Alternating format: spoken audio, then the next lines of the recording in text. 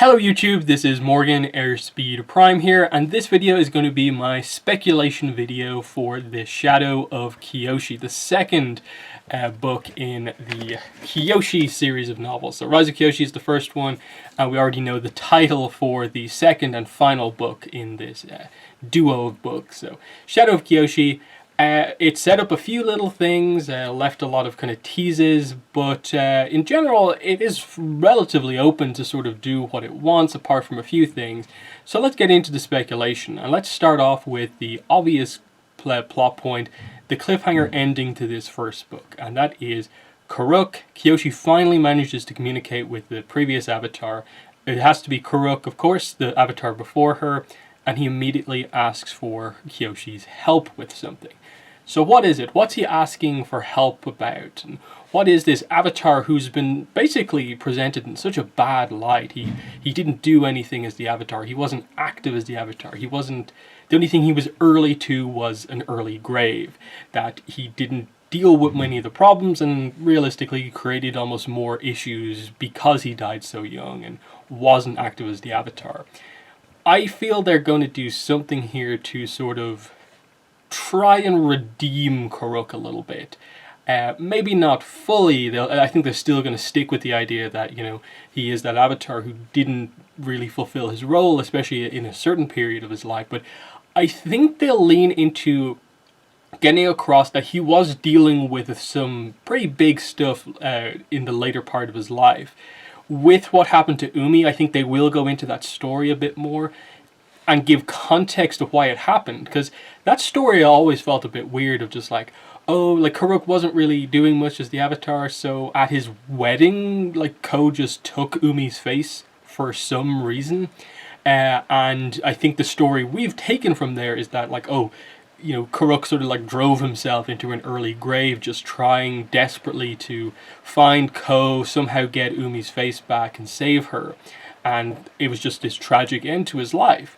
And like Ko punished him, but like by what authority does Ko punish the avatar? What we now know about Ko, because of like other content that's come out, is that, you know, Mother of Faces is his parent, basically, as a spirit. It's like the only example of a like parent-child spirit dynamic that we know of, and it kind of she paints the idea of her son Ko as being, you know, acting out basically to get her attention.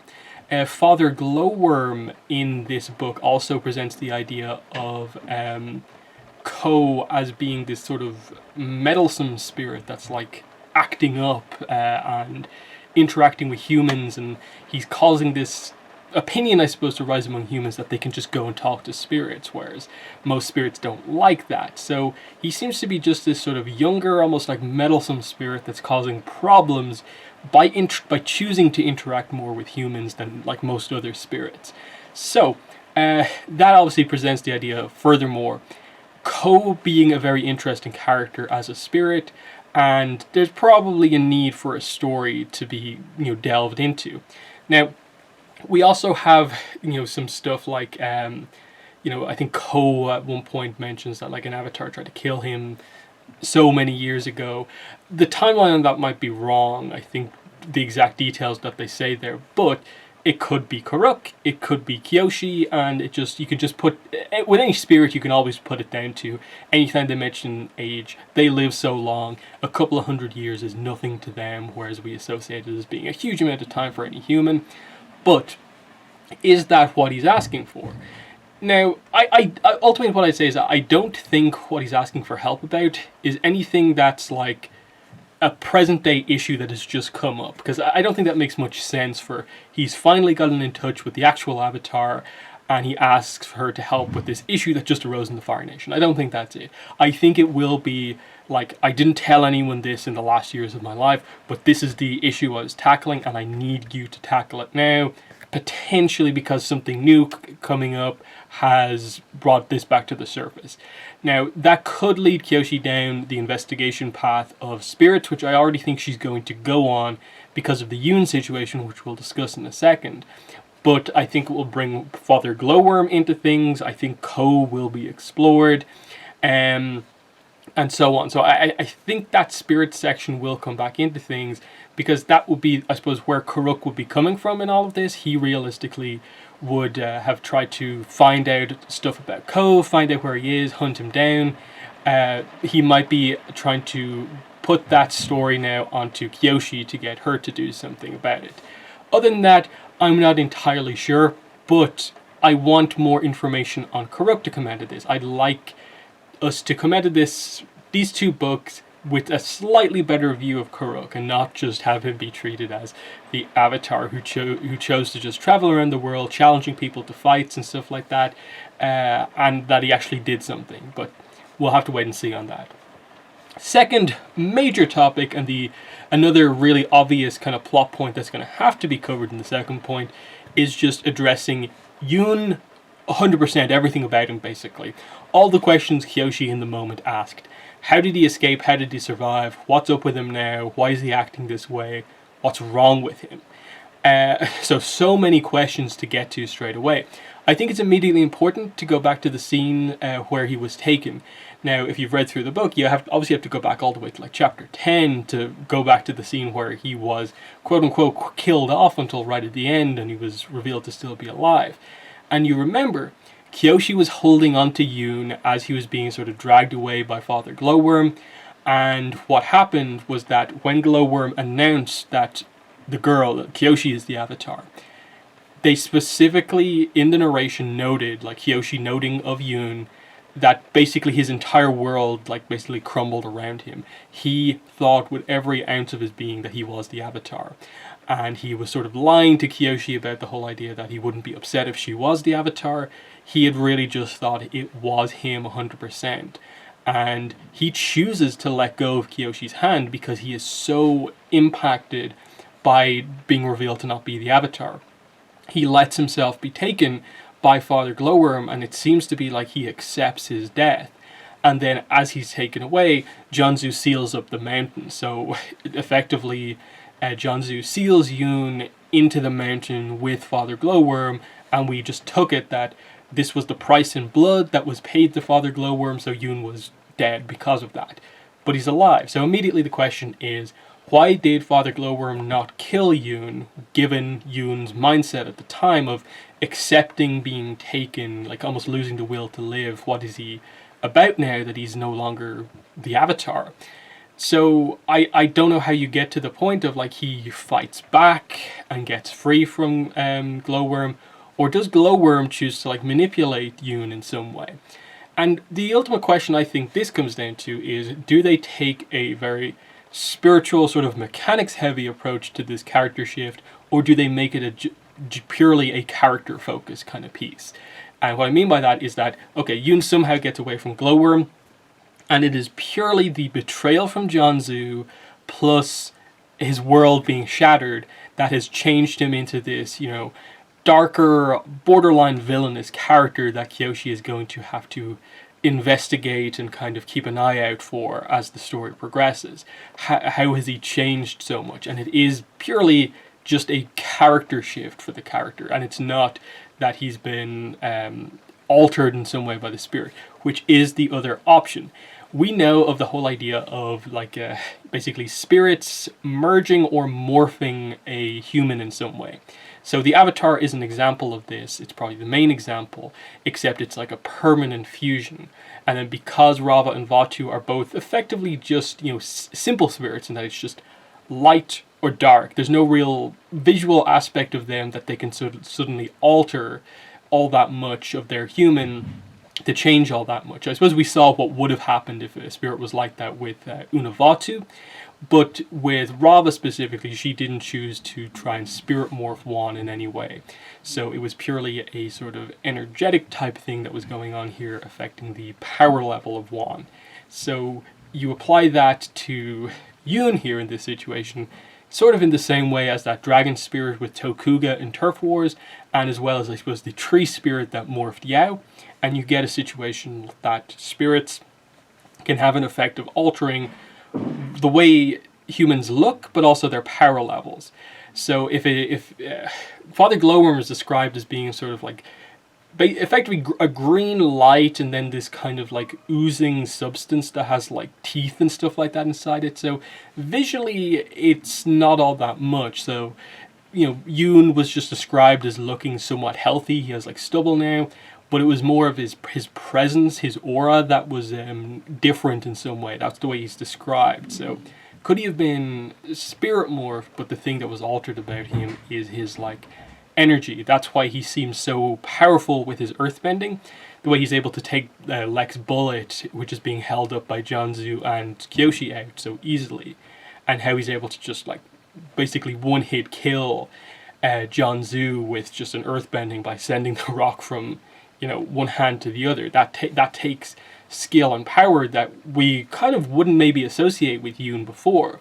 Whereas his skill was more with his like delicate kind of earthbending, his ability to hover lots of rocks at large distance and like move them delicately, like the opposite of Kyoshi almost. Whereas here they present a real power, bender here in Yoon now. So something has happened to him. Is it that he was spirit morphed by Glowworm to just gain more power? Kind of like Tokuga, but Yoon is obviously a bender, and he wasn't physically altered. That could be something.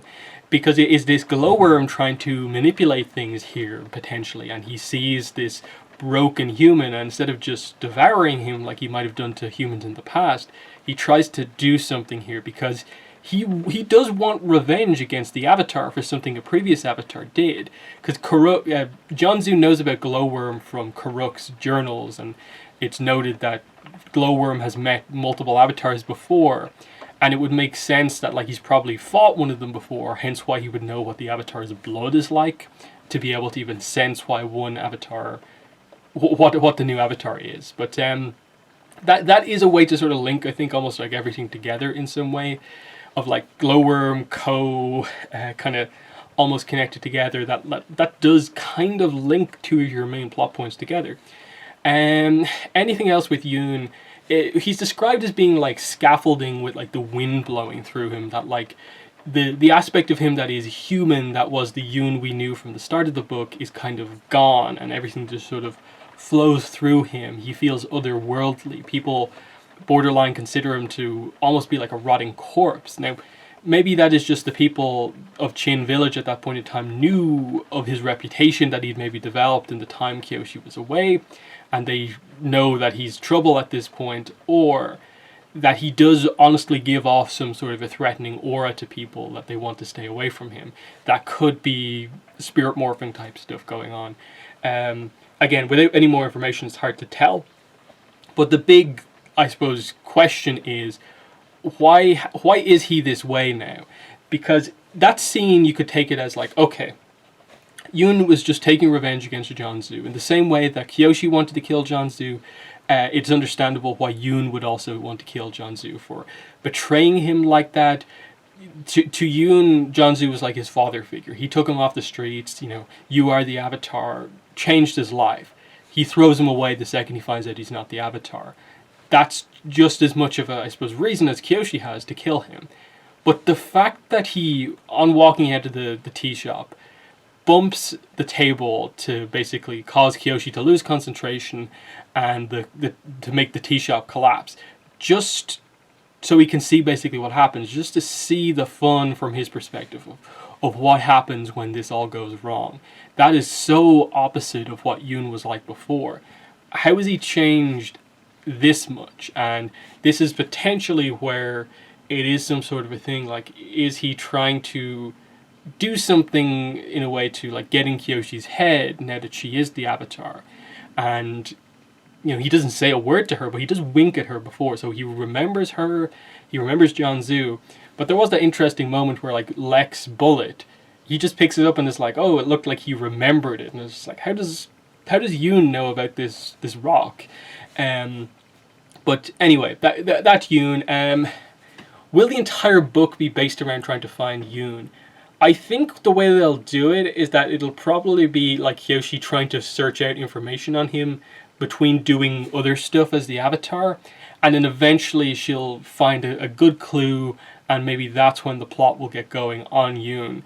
it probably has to ultimately be the main sort of character-driven focus plot as the book progresses, just because he was so important at the start, and he feels like the most important, like, element that's still out there that they need to come back to. Next topic. Will we get more information on Kyoshi's parents, Jaisa and Hark? Ultimately, I don't expect we'll get too much more on Hark. If we get to meet, if the Flying Opera Company come back into play, there's always the option to reveal some stuff about him. But I think Jaisa is the one where we could actually get some information. And I think it's less about her days as a Dao Fei, but actually more her time before that as an airbender.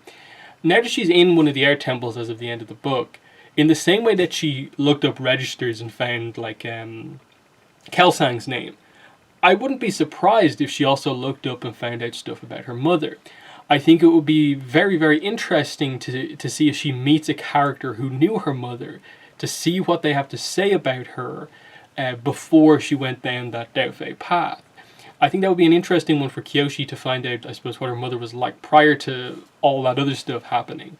And especially if potentially, her mother is known for having made some really cool airbending move to get her tattoos. That would be a cool move for Kyoshi to learn at some point. Beyond that, I think the only other question is, will we actually get a proper answer to why Kyoshi's parents left her off in Yokoya, basically?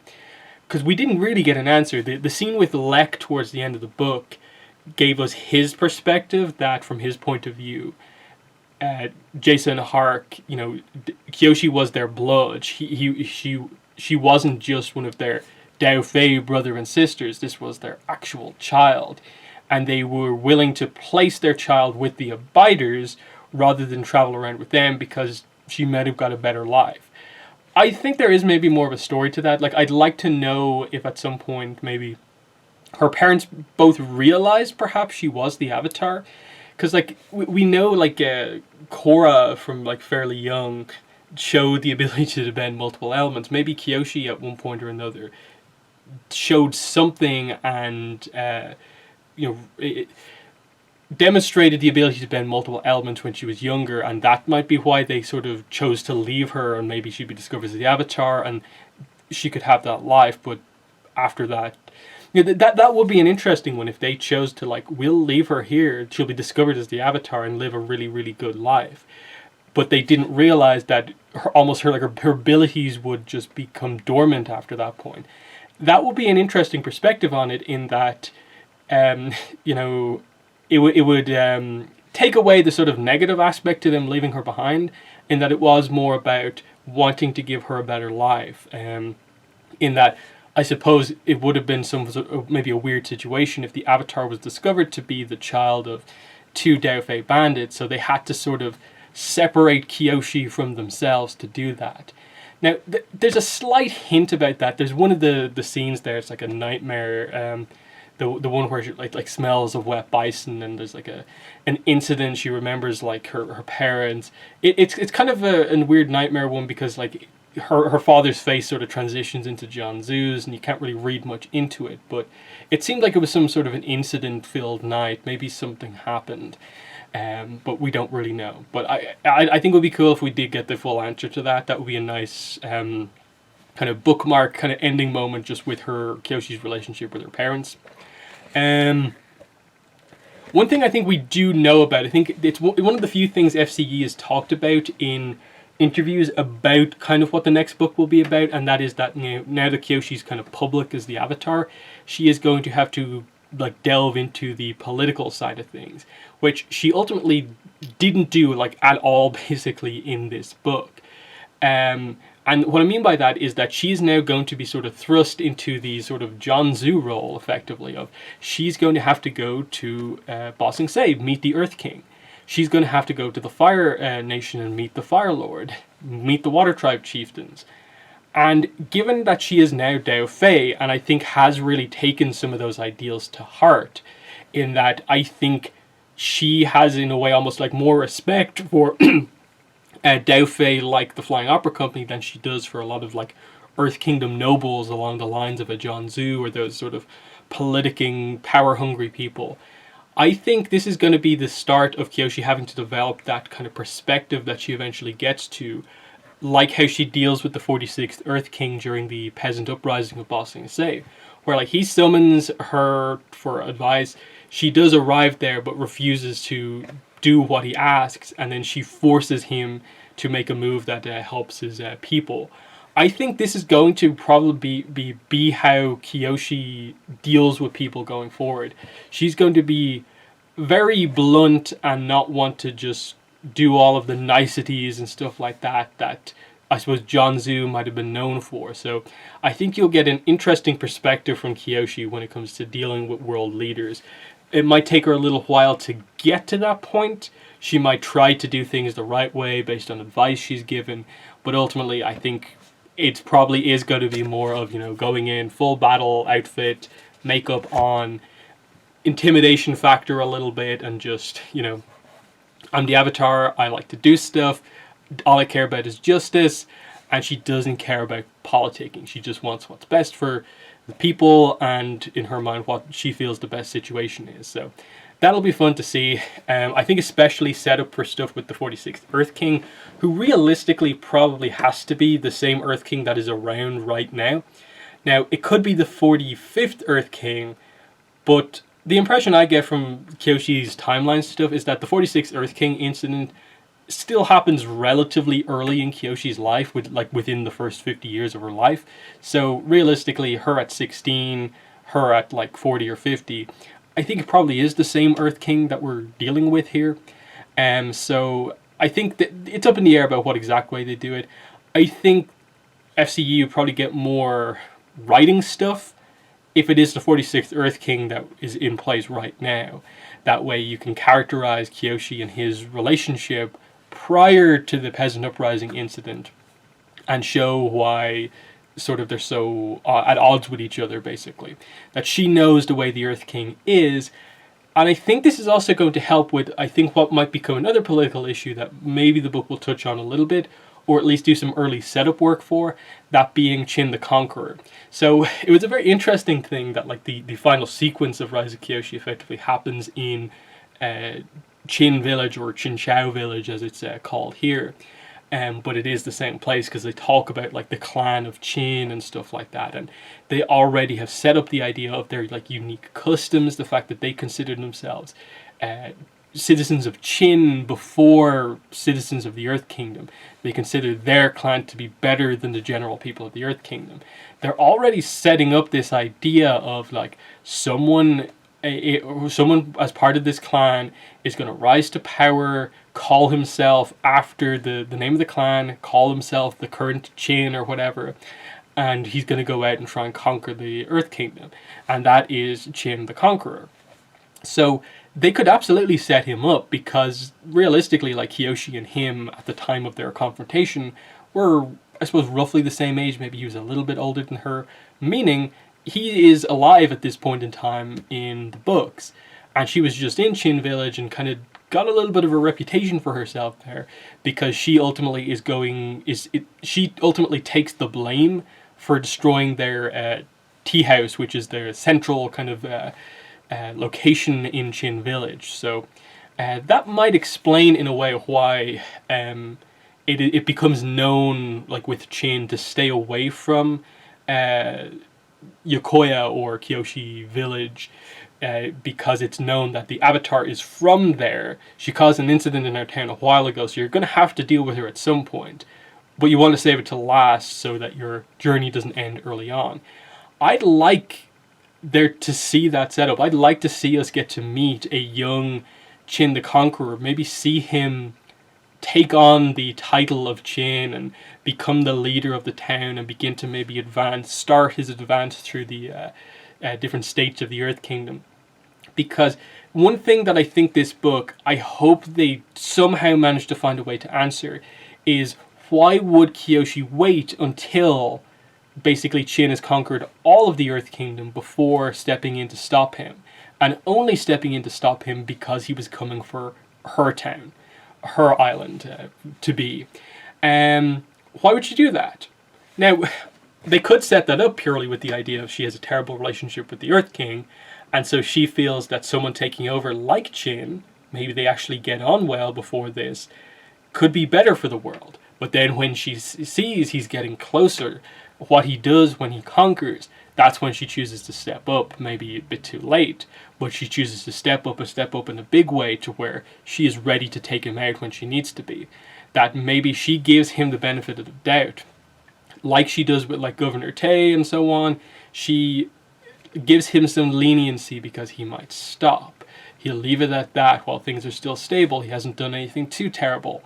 But then she realizes he's gone overboard, and it'll be the Zhu Ping-an situation again, where, you know, he's just got out of prison. We'll see what he does. He's gone straight back to it. We have to act. I have to act. Challenge. Kill him. So, Chin the Conqueror, I think it's interesting that they've done at least a little bit of a setup for that. I don't know how easy it is to do this, given that the main body of that incident isn't going to take place for another, like, 30-ish years or so. But anyway, still, there's potential for setup because the guy should be around at this point in time. Other notes I have here of, I suppose, just Lao Ji plus Kyoshi living to become 230 years old. The main thing I want to say about this, I'll talk about Lao Ji in a second, just Kyoshi's age. Now that we know from this book that it's specifically these longevity exercises, a specific type of meditation, focusing on like your mindset and how you view your body, and sort of, you know, you take it apart piece by piece, put it back together piece by piece. That is how you like counteract the idea of aging. And effectively, Lao Ji reveals you can choose to live as long as you want, more or less, by using this technique. And Kyoshi is going ahead with that technique. By the end of the book, she is using that. I think the question is why? Why does she continue to use this? Why does she want to extend her life to become like 200 plus years old? What is happening in the world where she keeps going, she keeps wanting to stay in the world for that long? That's going to be an interesting one. That might lean into more towards the end of the book, where they get around to like the epilogue and maybe what this was all about. Why does she feel that the world needs to have her as the avatar for a long amount of time? It could be as simple as her just deciding that the world needs stability, that after what happened with Karuk, what happened in the first book, and potentially what happens in the second book, she might just decide that the world needs an avatar that lasts a long time to restabilize things so that we can get back on track. And that might be a simple part of her decision of just deciding Karuk was only around for, you know, I suppose if he was found at 16 or whatever, came into activity at like 16 or whatever, he's only been around the world for like, what, 20 or so years, active as the avatar. Then he's gone, missing for a while. The world needs a long-lived avatar. It could be as simple as that. As for Lao Ji, Tigwai the Immortal, as you want to call him, I have a feeling we will see him again, and I honestly wouldn't be surprised if it was in a way where Kyoshi and him have to fight each other, and like potentially one has to take the other out. They already set up it kind of in a way that like Lao Ji has Kyoshi on his hit list almost now because she's a world leader and an important person. Kyoshi notes at the end of the book that if she feels by the end, she feels confident enough that she could take him in a fight if she had to. And the way Lao Ji sort of acts and goes on, it would be almost incredibly fitting if he forced her into a situation where I'm your enemy now. You have to choose if you want to kill me or not. Will our former, you know, master-apprentice dynamic prevent you from killing me even though I'm a threat or not? That could be a very interesting situation for Lao Ji to test Kyoshi on. Test her limits, especially if he is potentially out to assassinate someone that she cares about. Like, I think it would be very interesting if he was given the job of, like, he had to assassinate Yoon. Kyoshi finds out about that and then is stuck in the situation of Yoon, who's gone down a dark path, Lao Ji, who she knows will take out his man. How does she handle that dynamic? I think they will do some interesting stuff like that in this book. And I think this book will probably want to wrap up Lao Ji in a certain way. Just like that the world doesn't have like a bunch of really long-lived people. and that Kyoshi almost becomes the only one who sort of remembers the technique for living that long, and it would be sort of fitting that she is the one to sort of, in the end, kill Laoji, or end his long-lived life, because otherwise he just like potentially is still alive. Like that's one way to interpret, like, if he is like 3,500 years old, like they sort of suggest, then he could actually still be alive even in Korra time. But that's a whole other thing to think about.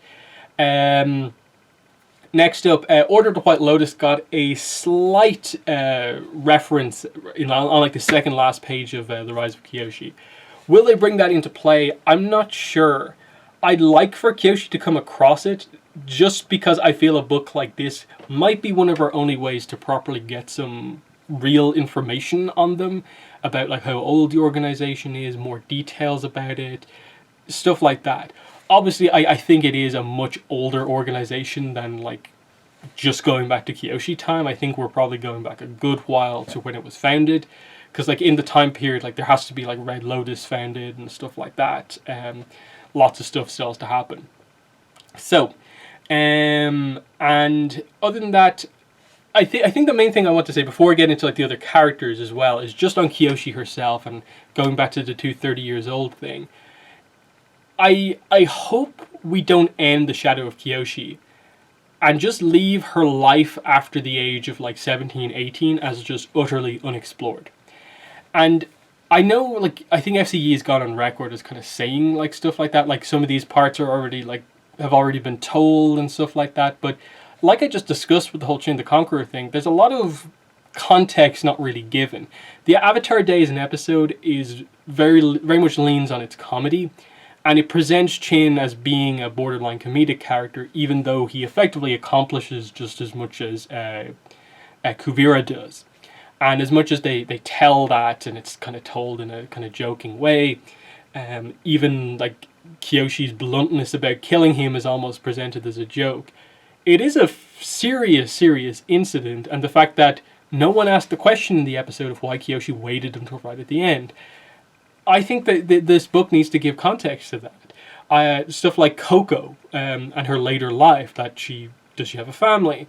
When does like Yokoya become known as like Kyoshi Village? Does it only become known by the name of Kyoshi, like village or island, after the separation or before? Because she now owns Janzu's mansion, so she is the sort of she brings celebrity to Yokoya, so it makes sense why over the years the active avatar being from this place is going to really turn it into a town built around her. But when does that happen? And so on, and especially the whole Coco thing is going to be very interesting to see if they address it. But I think it's moments like that of like, she lives to be 230 years old. Are we not going to get a scene where we maybe cut forward at the end of the book and we see Kyoshi at 200 years old? We see a scene of her when she is 100 years old and see the time passing by, because effectively it means that if she doesn't teach anyone else the technique of like living as long as you want, it means she outlives her family. She outlives everyone. Rangi, Kirima, Wong, all of these characters, she outlives everyone in her life if she doesn't teach anyone else how to do that. And why does she do that? Why does she make that decision? Why does she potentially choose to stop doing this immortality thing at 230? Or does something happen to her at that time that results in her death? Those type of questions. Like, will we find out, how she died and stuff like that?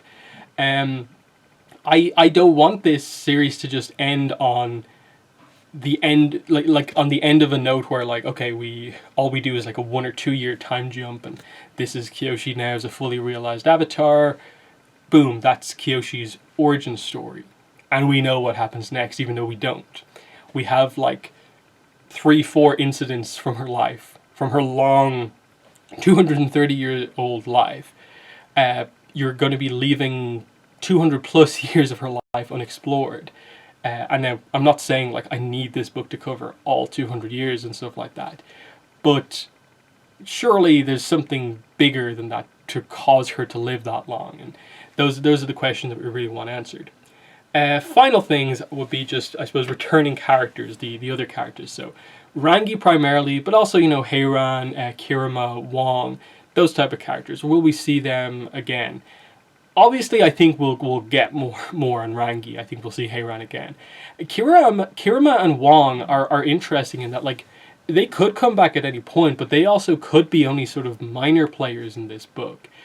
Like sort of Laoji sort of points out, like with the group splitting up, when they meet again, they might not be the same people again. Kyoshi might be taking down a whole other path with needing to be the public figure avatar and stuff like that. With Rangi, like, I think, of course, we'll get a good amount of Rangi in the book. Heiran herself, actually, I think is quite interesting in that now she is the last remaining companion of Karuk who is still alive. It'll be interesting to see what her, like, health status is in terms of, like, they never really said specifically in what way she's, like, still injured. Like, clearly she was in some sort of a coma, but then she woke up but was not really active. So she needs to be healed, but in, like, what way? So is she gonna be in, like, a wheelchair, or what? Is she gonna be active or just sort of alive? She's able to talk. Her, like, mind is functioning well, but maybe her body isn't. Those type of questions are going to be interesting in that, like, is Rangi and Heiran, are they going to be, like, located in the Northern Water Tribe for, like, the entire rest of the book? And when Kyoshi and Rangi meet again, like, what is the status of their relationship? Because the book, with saying what Laoji said, almost suggested the idea that, maybe this isn't the end game relationship for Kyoshi, and I don't think it has to be. As much as I do like how well done it is, and I think it is one of the better done relationships in the series, it doesn't have to be the endgame relationship for Kyoshi. They can absolutely bring in another character, whether that be male or female, and go down that road. Again, I bring up Coco, and some people have said, well, there doesn't have to be another guy that comes into Kyoshi's life because she can just adopt. That might be more fitting for her character with her backstory, with her parents being forgotten. She might want to take in a, like, child who was forgotten. I suppose my counterpoint to that would just be that, like, I think you can make the same justifications for why Coco, for, like, similar reasons, could and should be her biological child, because she would then want to raise her own child in a different way from the way her parents raised her, by being there throughout her child's life and so on. And then just because of, like, the fact that we do know Kyoshi has a daughter, they said it, I'd always lean in those situations when they say Coco is Kyoshi's daughter to leaning towards it being biological daughter, whereas I think if it was adopted, it probably would have said that. Now, of course, they can sort of retcon that and add in the adopted bit if they want, but if you're going to commit, I think, to Kyoshi being bisexual, I think it probably does mean that there is a relationship with a man somewhere down the line. Again, she lives a long life. There's time for this to happen. But it will be interesting to see how they do that sort of romantic side of things, and if it isn't meant to be that Rangi and Kyoshi are together forever, what happens? Because I've seen some people suggest that, like, what if the book killed off Rangi? Like, they suddenly killed off Lek like they did in Rise of Kyoshi. That was a big shocker, the way they even killed off, like, Kelsang relatively early on in the book. Complete surprise. They could have something happen. Like, imagine Yoon killed Rangi. Like, that would be insane, but you can almost see it happening. Imagine Laoji had to target Rangi or something like that. There's so many ways to just have some sort of an incident happen like that, to take it down a sort of dark path. But I'm not sure, because, like, you've immediately sort of taken Rangi, at least, out of action for, like, the start of the book. So Rangi is going to have to come back into the story somehow. How do you do that? I'm not exactly sure. If Kyoshi has to visit the north, to the Northern Water Tribe, to meet the chief of the north, that is one way to do it, for sure, if Rangi and Heiran are still up there. Kyoshi also will need some waterbending training, and if she doesn't know where Kirima is immediately, she might have to go north to get the training there. And then with Kirima and Wong, your kind of two remaining members of the Flying Opera Company, with Laoji resting or whatever they said he was doing, When will they come back into things? Like, will Kirima immediately come back in to be Kyoshi's waterbending teacher?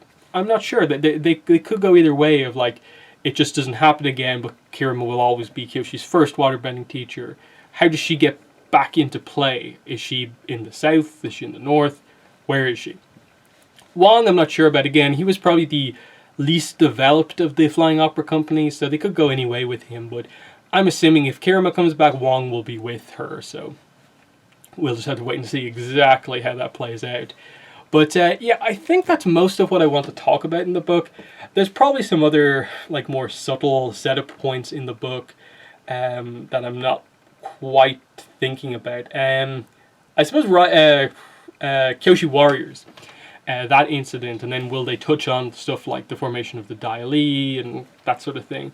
I'm not sure. They might do something to show maybe Kyoshi noticing when she goes back to Yokoya that the women are sort of being harassed by like sailors or whatever, which was the setup from the Shells comic that we got, which was the origin story of the Kyoshi Warriors.